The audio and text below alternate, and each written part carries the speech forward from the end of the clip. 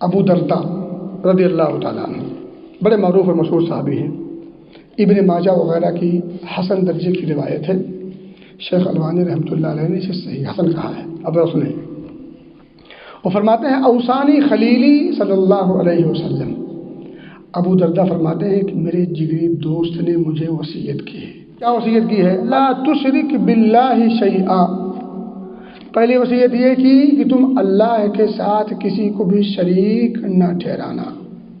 آگے جملہ دیکھیں، ان قطعت او حرقت، اگرچہ تمہیں بوٹی بوٹی کر دیا جائے، تمہیں جلتی آگ کے حوالے کر دیا جائے، تب بھی توحید کا سودا نہ کرنا۔ میں ایک بات بتا دوں، مجھے ایک بات یاد آ گئی، یہ توحید اور شرک جب گفتگو کرو تو ہو سکتا ہو کچھ لوگوں کو چڑ ہوتی ہو، نہیں چڑھنا چاہیے۔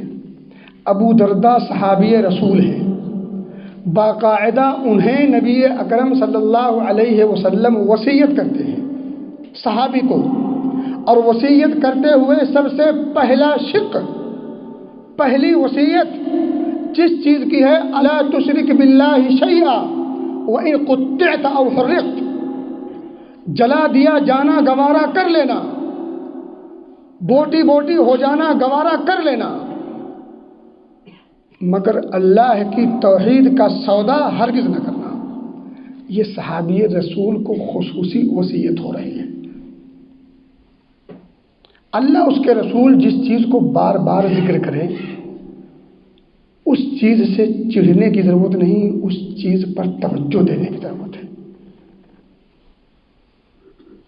وہ چڑھنے کی چیز نہیں ہے، اس پر توجہ دیجیے۔ آخر بار بار کتاب و سنت نے اس چیز کی طرف توجہ کیوں دلائی، اتنی تاکید کیوں کی؟ ہے سینسٹیو موضوع میرے بھائی دوستو۔ دوسری بات، وَلَا تَتْرُكْ صَلَاةً مَكْتُوبَةً مُتَعَمِّدًا، فرض نماز جان بوجھ کر کبھی نہ چھوڑنا۔ کس کو کہہ رہے ہیں؟ صحابی کو۔ کیا سمجھتے ہیں کوئی صحابی نماز چھوڑ سکتا جان بوجھ کے؟ لیکن خصوصیت کے ساتھ یہ وصیت بتاتی ہے کہ نماز کے تعلق سے بھی ہمیں بہت زیادہ حساس ہونا چاہیے، ذرا برابر بھی اس کے تئیں سستی اور غفلت کا شکار نہیں ہونا چاہیے۔ پوری دنیا کے سارے کام ایک طرف، سارے کام کو روک کر یہ کام کرنا ہے، یہ فریضہ اور ڈیوٹی ہے۔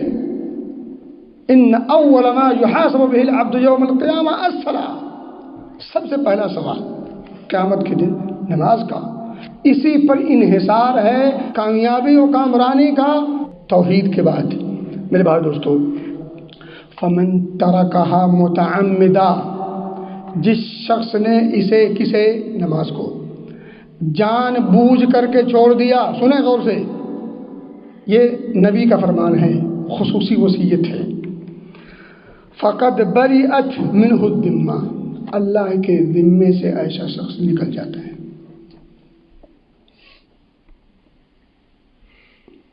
اللہ کے ذمے سے ایسا شخص نکل گیا، فارغ ہے، اللہ کی کوئی ذمہ داری نہیں ہے۔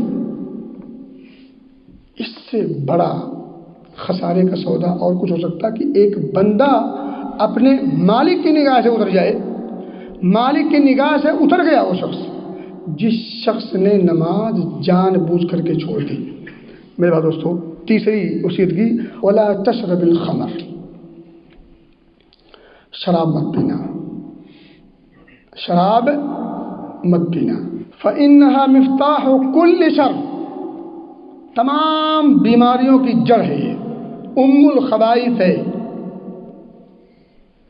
میرے بھائی دوستو،